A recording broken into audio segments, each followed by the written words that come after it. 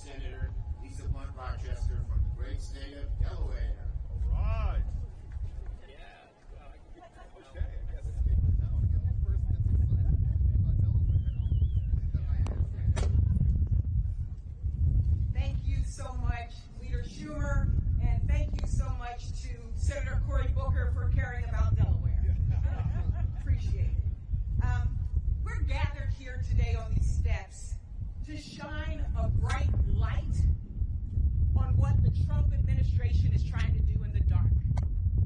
Right now, people are feeling the effects of only, 6 weeks or so in office. And my colleagues and I are standing here with photos of the people because this is really about power to the people and not power to the ultra rich or to those who have all of the privilege. People right now are afraid, they're fearful, they're concerned, and today I get to bring a guest from the state of Delaware, my constituent, Laura Wallace from Middletown, Delaware. She was one of thousands of phone calls into my office as people were concerned about their personal data, as people were concerned about the services that will be provided to their aging parent or to their child. Let me tell you a little bit about Laura.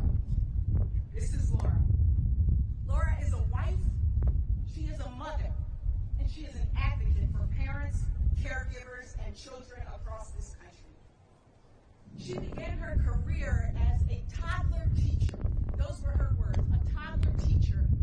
And she said that when she saw the amazement in the faces of young children learning, she found her calling. And she ultimately got her dream job at the Office of Early Childhood Development. You know, the place where we talk about Head Start, where we focus on childcare, which we learned during the pandemic was something we could not live without. She also focused on the birth 0 to 3, and sometimes birth to 5 program. And her job was actually to focus on efficiency, not like the Doge boys, but she actually was looking out for our taxpayer dollars. But as fate would have it, on Valentine's Day, the day that most of us receive hearts and cookies and things that show love, she actually received a heartless email telling her, quote, she was no longer fit to continue employment and that she would be terminated immediately.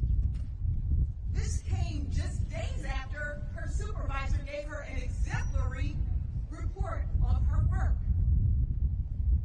Bottom line, Dr. Wallace is a well-respected expert in her field, and today she is unemployed.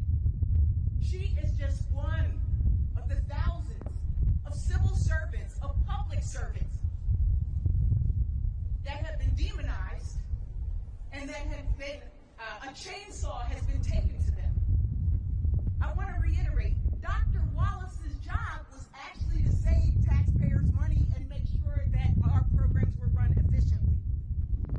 To make matters worse, while she's trying to find a new job, her husband, a veteran, a disabled veteran, is also in a probationary status and is afraid for his job and is looking now.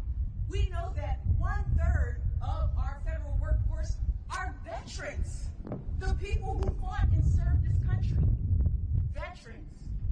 So now you have a mother, a father who are concerned about health insurance, who are concerned about security for them and their children. But for Laura, more importantly, she's concerned about the children and the families that she served. At this moment, there are now employees that are told to go home, and we are at risk. Our health is at risk from measles and avian flu. Our economy is at risk. Our safety is at risk, from flights in the air to our national security when nuclear scientists are told to go home and then asked to come back, but they can't find them. This is not efficiency. This is the Department of Inefficiency, is really what it should be called, because this is not efficient and it is also heartless. So tonight, you will hear from the president.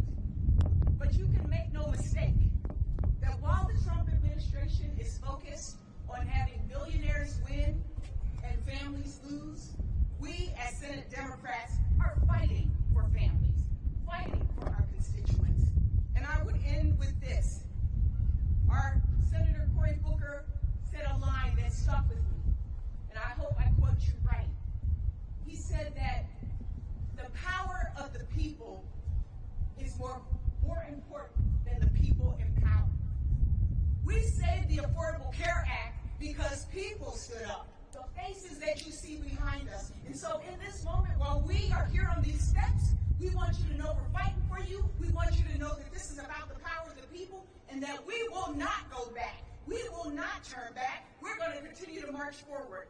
Stay with us. The power of the people. Amen. All right.